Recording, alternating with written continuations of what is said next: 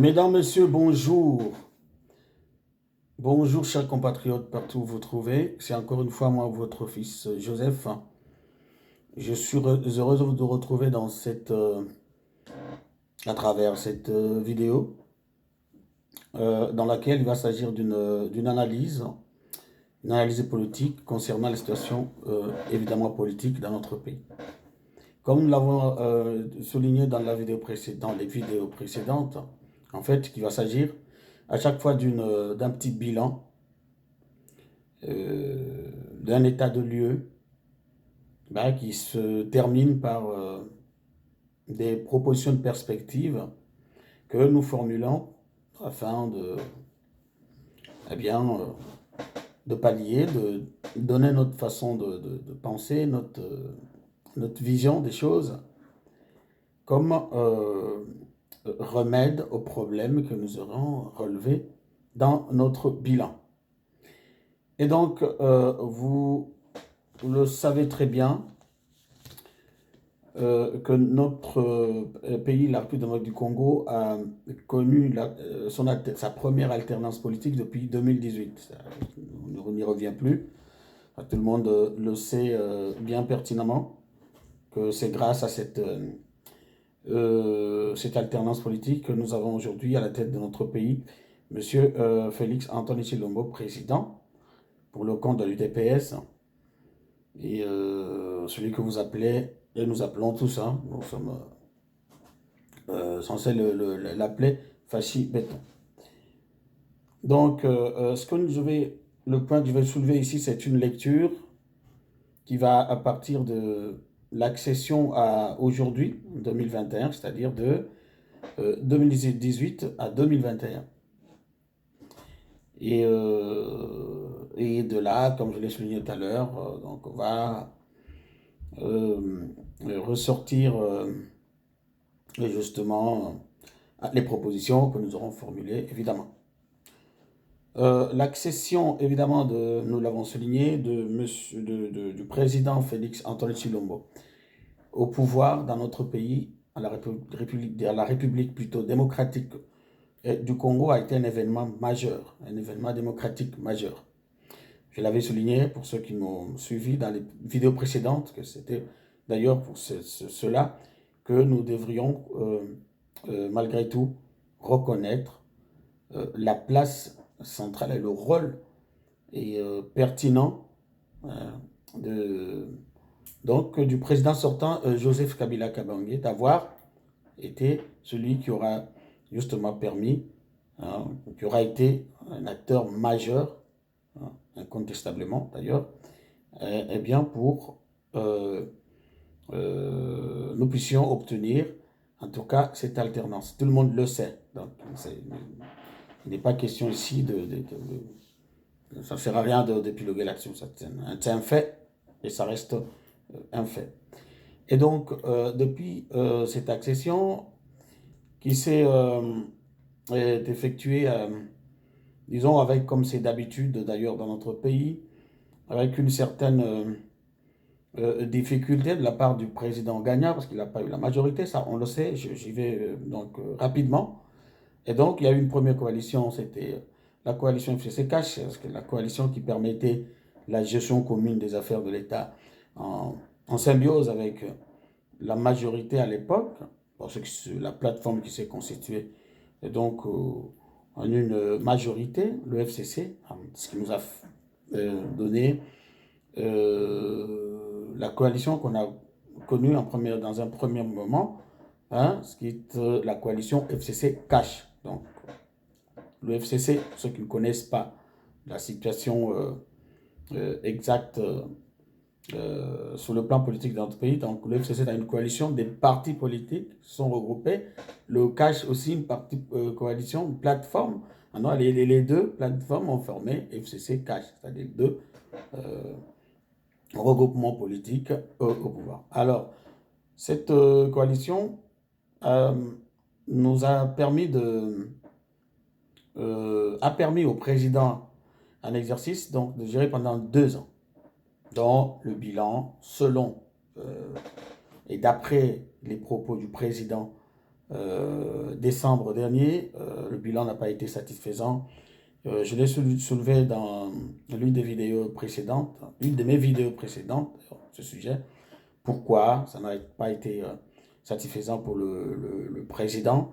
Ah bien, d'où l'idée pour lui de prendre la décision de cesser cette coalition pour en créer une autre, et évidemment qui serait donc constituée à partir de de la représentativité donc, au niveau du Parlement, c'est-à-dire avec à partir des mêmes députés, et qu'on sort. Et donc, là, j'y vais vite parce que ça, c'est de l'histoire. Et cela a été fait, la coalition FCC-Cash rompue, évidemment, euh, et une nouvelle coalition a déjà vu le jour, c'est l'Union Sacrée, qui est une coalition des députés de tous bords, hein, dont certains faisant d'ailleurs en grande majorité, hein, et étant des compagnons, hein, donc faisant partie de l'ancienne l'ancienne plateforme, mais qui existe encore. En tout cas, la plupart des membres de l'Union Sacrée viennent de ce qui a été hier acquis, et encore, c'est-à-dire vient du FCC, et donc une nouvelle coalition s'est mise en place.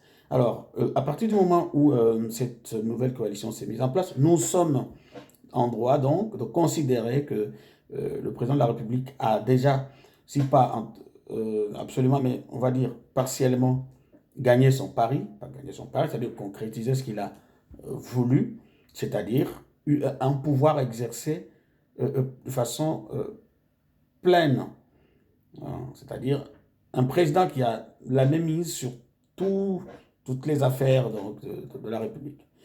Car grâce à l'Union Sacrée, donc, il a la majorité acquise en sa faveur au Parlement, au Sénat, avec une bonne représentation au sein donc, des bureaux de ces deux chambres. Nous avons appris dernièrement la nomination d'un ministre, un premier ministre, qui vient remplacer donc, le ministre sortant, Ilungu Kamba. Et donc, c'est un jeune. Il a déjà eu à être ministre du sport, démissionnaire au bout je crois, d'un an à peu près. Et puis, c'est quelqu'un qui a déjà eu à gérer la GECAMIN en tant que président délégué général. Et puis aujourd'hui, un jeune d'une quarantaine d'années, Premier ministre, pour une coalition, nouvelle coalition, enfin un gouvernement, dans le cadre de l'Union Sacrée. Donc, alors, toujours dans le cadre du bilan, eh bien, nous avons comme l'impression, parce qu'avant, c'est-à-dire au moment où le président décrétait la cessation de la coalition FCC-Cash, nous tous, on avait peur que cela puisse nous amener vers un chaos ingéré. Mais visiblement, non. Visiblement, il semble que et donc, il s'avère que le président de la République a su, et ça il faut le reconnaître, hein, a su maîtriser le jeu. Il a su maîtriser le jeu. Malgré tout, une nouvelle coalition, une autre coalition, a vu le jour et, et, euh, et son pouvoir s'est vu renforcé et qu'on sort. Donc, ce qui le met dans un positionnement tout à fait favorable pour pouvoir gérer les affaires de la République et pour ne plus hein, parler d'un quelconque blocage qui serait de quelque nature que ce soit, étant donné qu'il est seul à la commande, qu'il a seul cette responsabilité et de pouvoir donc mener son peuple vers donc le pays vers son lendemain meilleur, hein, c'est tout ce qui a sécurité, paix, et donc développement et autres, dans tout ce qu'on sait. Voilà, donc la situation actuelle est que le président Félix est, on va dire enfin, même avant, il pouvait, mais c'est pas grave. Ce qui nous intéresse, et moi ce qui m'intéresse, c'est le fait au moins d'avoir constaté que les Congolais étaient capables enfin, tout comme ils sont capables de se diviser à tout moment. Ils sont, euh, ils sont capables à chaque fois de se regrouper, de se mettre ensemble, de dialoguer, de trouver un compromis et de pouvoir évoluer ensemble. C'est ce que je suis en train d'observer et qui est une bonne chose, parce que j'ai toujours soutenu le dialogue et la discussion. Donc, à l'étape actuelle, nous attendons la mise en place effective donc du gouvernement du jeune, comment il s'appelle,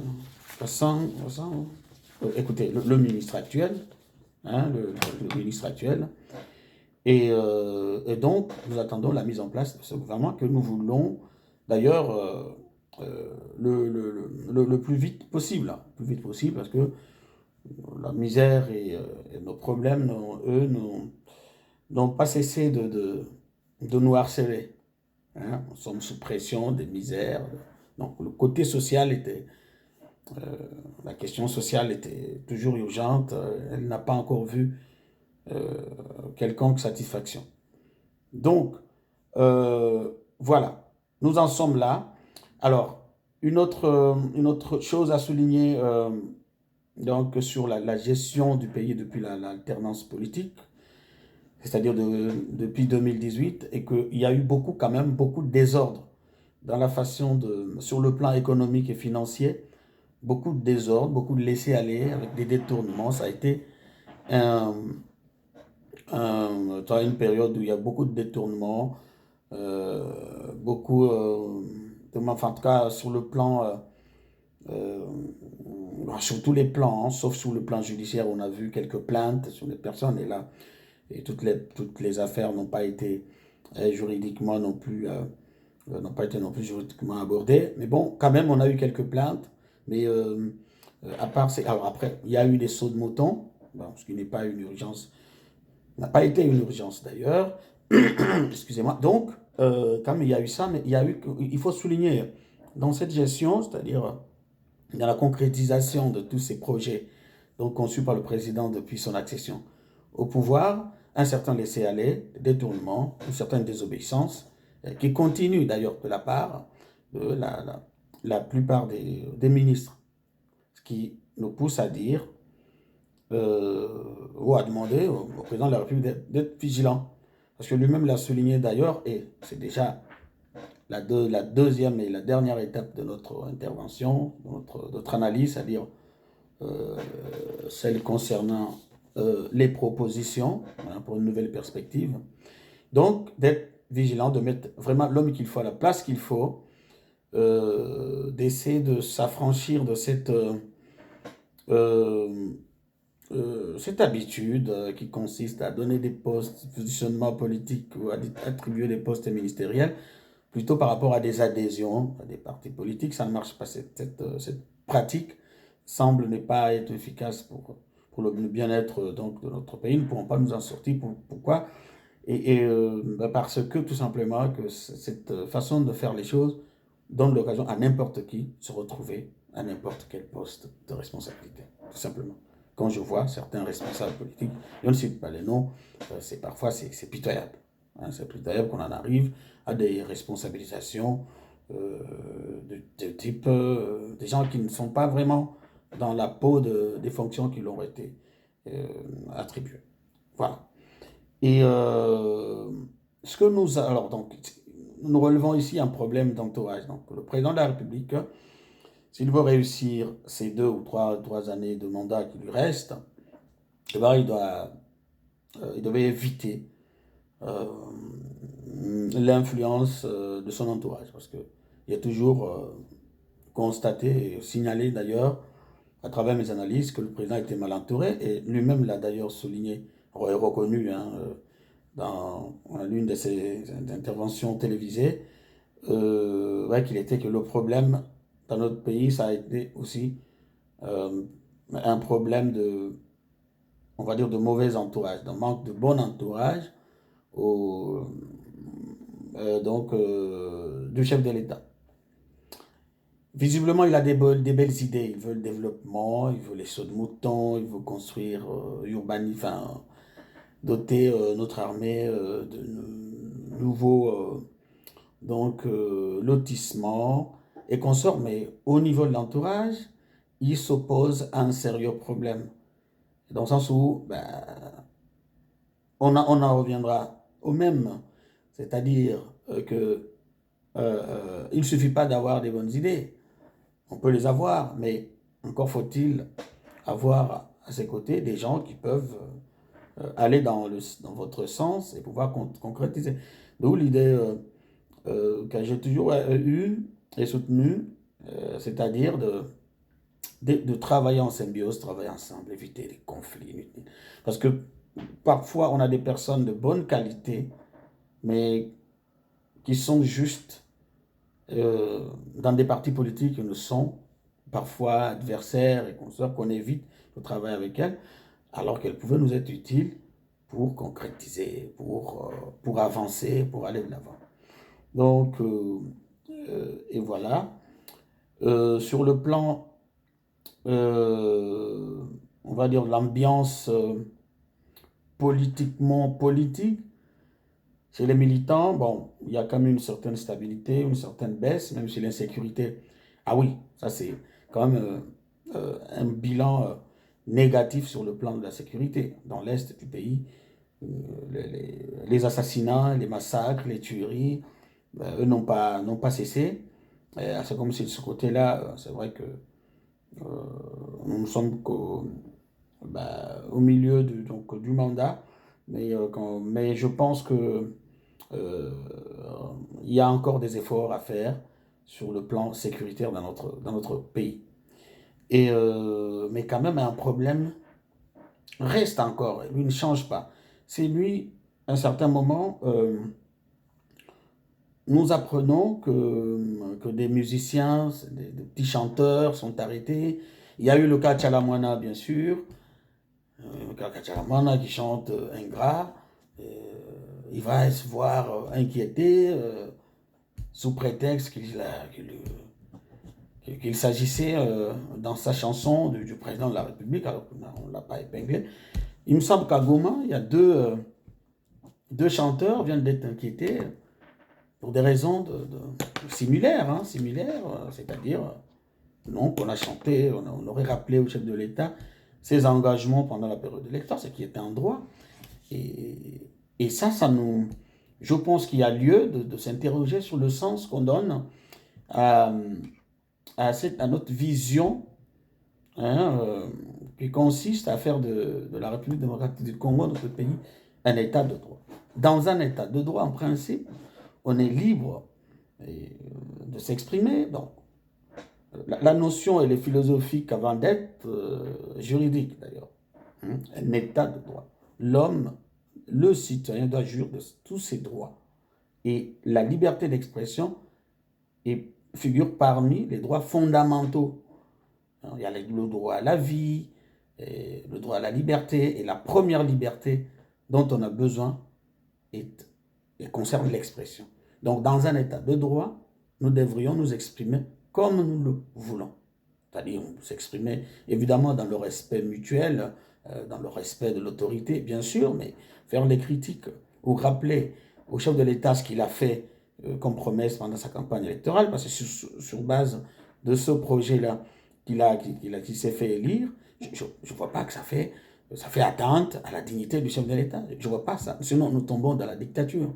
Je pense que c'est pas une bonne manière, en fait. Ça entache la bonne vision du chef de l'État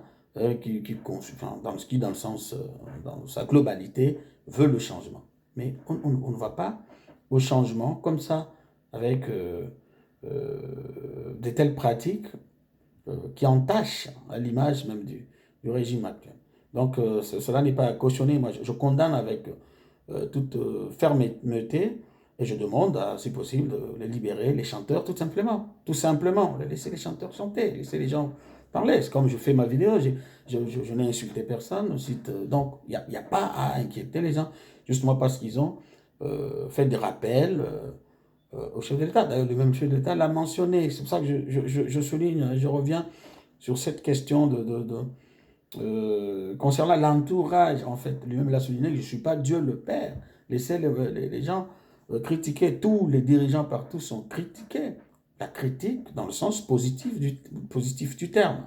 C'est-à-dire, comme je l'ai fait, commencer par un bilan et puis faire des propositions. Ce que moi je propose, c'est que le président fasse attention lorsque, c'est-à-dire dans la composition du gouvernement qui va être mise en place dans quelques semaines ou sinon dans quelques jours, voilà, pour que n'importe qui ne se retrouve pas à n'importe quel poste de responsabilité. Et ça ne fait préjudice, ça pose préjudice à personne.